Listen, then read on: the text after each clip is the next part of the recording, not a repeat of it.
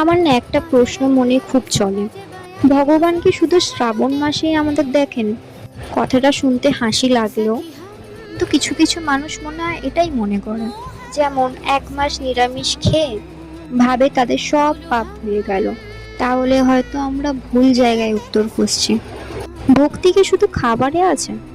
কিন্তু আমার মনে হয় ব্যবহারটাই আমাদের মেন।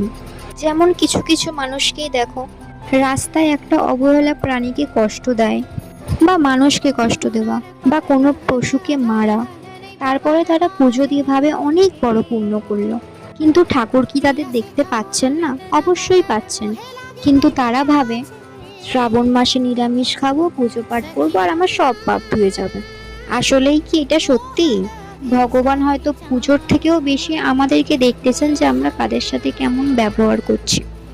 কারণ ভক্তি শুধু মন্দিরে নয়, আমাদের ব্যবহারটাই আমাদের আসল পরিচয়।